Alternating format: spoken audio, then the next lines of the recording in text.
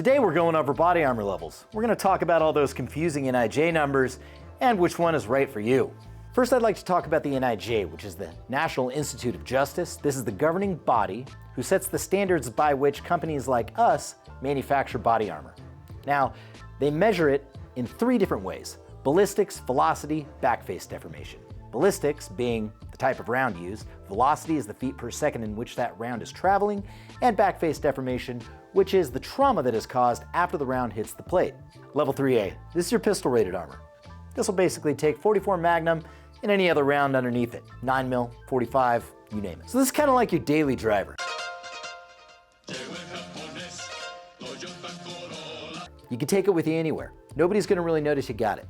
It's lightweight, it's low profile, and 90% of all the homicides out there that are committed with a firearm are typically done with a pistol, so really it's probably all you're gonna need. Comes in a variety of flavors. It's got the flexible soft armor, the pressed speed plate armor, and the pressed backpack armor as well.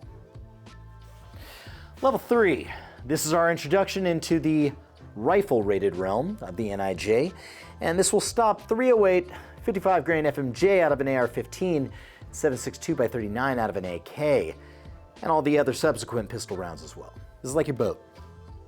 It's neutrally buoyant. You can operate in the water with it if you're a SEAL, Navy, or Gravy. However, it's got a bit of a profile to it. It's a little thick, unless that's your thing. Doesn't take green tip either. There's no ceramic strike face on most level 3s. They're usually pure polyethylene. But I'll tell you, it is lightweight. She's a spinner. Now let's talk about the SRT. The SRT isn't an official NIJ designation, but it's something that was created by the armor industry. The reason why is because there are ballistics in between the different levels that the NIJ has left out, or that have since become more prominent since these levels were created. The SRT is kind of like your sports car.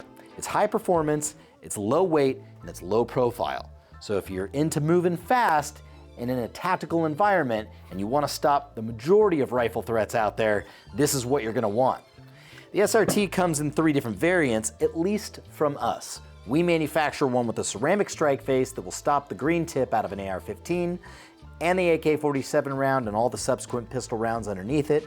We also make a really lightweight version at about 2.5 pounds that will stop 55 grain FMJ out of an AR-15, the 7.62x39 out of an AK, and then the SRT backpack armor, which will stop the same. Level 3 plus, not an NIJ rating, it falls in between level 3 and level 4 because it stops the green tip out of an AR-15. Some of the other rounds that it stops is the 308, the 7.62x39 out of an AK, and of course all the subsequent pistol rounds. Level 3 plus plates come in a couple different varieties. Ceramic with a polyethylene backer, like this one that I'm holding here, and steel. So, steel's kind of like your classic car. It's well built, it's reliable, and steel.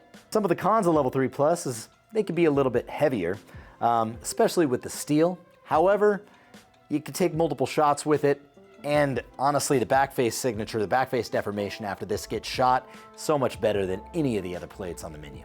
Probably thought that I was gonna forget to talk about the biggest con of steel armor out there, which is the fact that when it gets shot, it sends frag up into your face. However, that's not the case with our armor because all of our armor leaves our facility with a frag mitigation coating.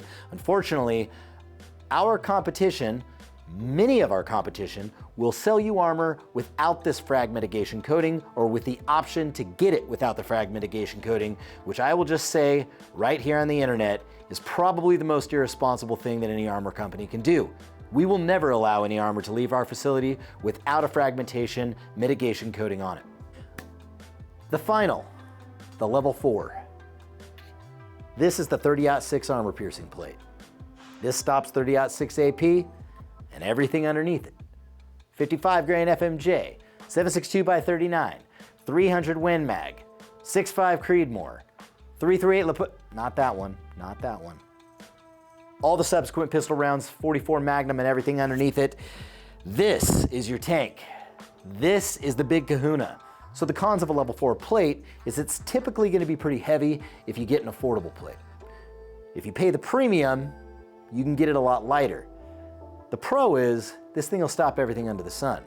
30-06 armor piercing, literally everything underneath it. Level 4 Plus and Level 5.